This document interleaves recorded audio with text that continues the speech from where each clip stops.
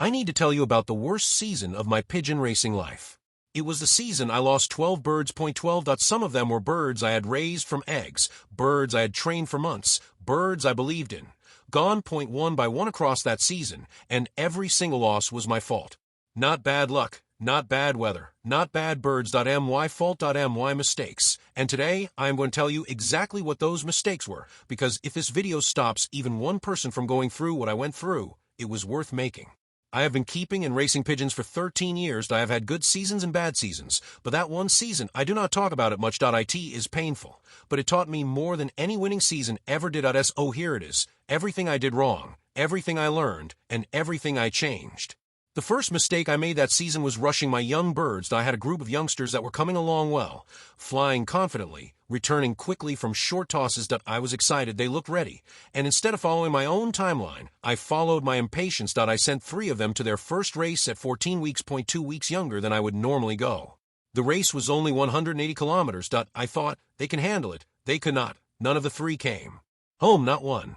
That was the first lesson I learned that season. And it is the one that still hurts the most. A bird that looks ready is not always ready. The homing instinct, the navigational ability, the physical stamina, these things need time to develop fully. You cannot see them from the outside. You cannot rush what is happening inside. Those 3 birds were not lost because of the race.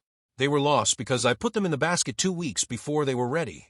That is on me, completely. The second mistake was my drinkers. I know how this sounds, drinkers, such a small thing. But that season I got lazy about cleaning them. I was busy. I was tired some evenings. I told myself one more day would not matter. And for a while it did not seem to matter. The birds looked fine. They were eating and drinking. But underneath the surface, trichomonas was building up in those dirty drinkers. Contaminated water shared by 20 birds every single day. By mid-season, I had canker running through my young bird team. 4 birds lost weight so fast I could not stabilize them. 2 of them did not make it. Dirty drinkers. That is what killed them. A 5-minute job. I skipped too many times. The third mistake was racing a bird I knew was not right. I had a 2-year-old cock, one of my best birds from a previous season. 2 weeks before the long-distance race, I held him, and something fell off. He was slightly lighter than usual. His eye was a little dull, not dramatically sick, just not quite right. But he had been so good the year before that I convinced myself he was fine. I told myself I was being overcautious. I put him in the basket. He never came home. I will never know exactly what happened to him, but I know this. I held him in my hands 2 weeks before that race, and my gut told me something was wrong. I ignored it. I will never ignore that feeling again. The fourth mistake I made that season was not varying my feed through the molt period. August and September, the molt, is the most physically demanding time of year for a pigeon. The body is rebuilding every feather. The protein and mineral demands are enormous. I was feeding the same race season mix right through this period. Good feed, but not targeted for molt. The birds were coming through the molt slowly, feathers looking dull, energy low. When the young bird season arrived, they were already behind. I was asking them to race on a body that had not recovered properly from a molt. 3 more birds lost that season during the young bird races. Birds that simply did not have the condition to navigate home under fatigue. The fifth mistake was overcrowding. I had too many birds that season. I was excited. I had bred more youngsters than usual, and I did not have the heart to reduce the numbers early enough. The loft was too full. Ventilation was compromised. Stress levels in the flock were higher than normal. And high stress means weakened immune systems. Weakened immune systems mean every pathogen in the environment finds an easier target. I lost 2 more birds that season to respiratory illness that I believe took hold specifically because the loft was crowded and the birds were under chronic low-level stress. I have never let my loft get that crowded again. The 6th mistake, and this one is harder to admit, was that I stopped observing properly.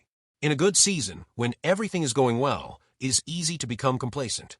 You walk through the loft, you see birds eating and flying, and you think everything is fine. That season I was doing exactly that.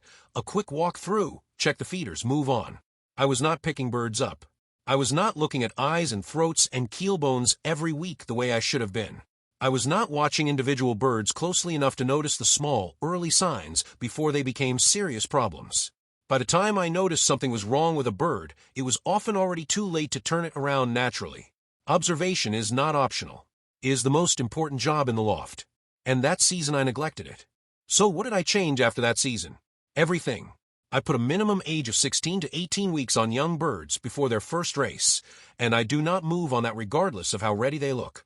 I clean every drinker every single day. Not most days. Every day. It takes 5 minutes. I will never skip it again.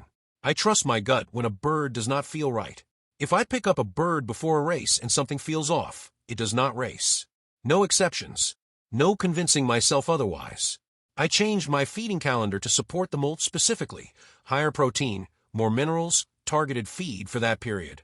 I reduced my bird numbers to what my loft can comfortably support without stress.